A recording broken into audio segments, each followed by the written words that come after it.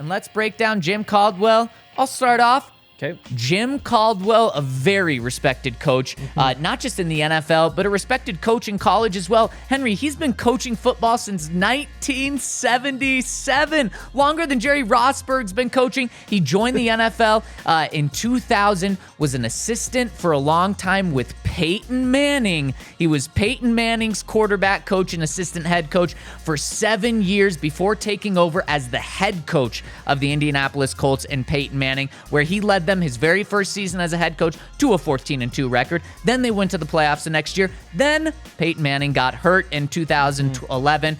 They went 2-14, and then they fired him. A couple years later, what does he do? Something that's not talked about enough about Jim Caldwell. Right when the Ravens fired their offensive coordinator mid-season in their 2012 playoff run, they hired him to be their interim head coach. He was their quarterback head coach.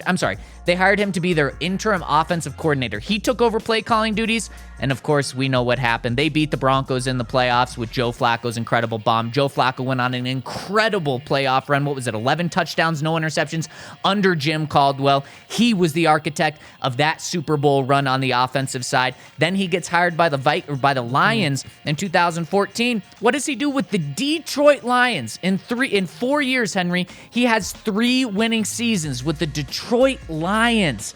Something Matthew Stafford, I believe, had 4 winning seasons during his time in Detroit. 3 of them came under Jim Caldwell.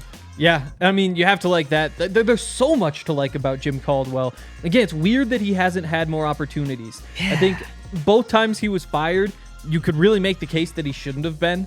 You know, when you talk about the 2-14 season with the Colts, well, yeah, they didn't have Peyton Manning. Right. When the team is built around Peyton Manning, a lot of things change. The man won 2 games with Jim Sorgi. I guess you hope for better, but again, the track record it was there before.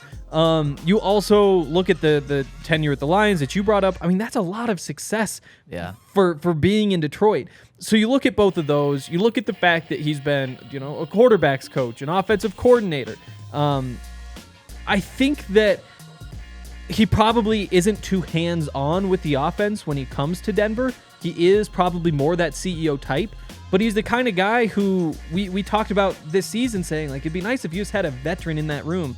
And that's exactly what Jim Caldwell can be, is somebody who says, bad idea, good idea, let's do all this. Like, he knows how to coach football. He has experience. He has success. He's won 2 Super Bowls, not as a head coach necessarily, but has been a part of those programs. Yep.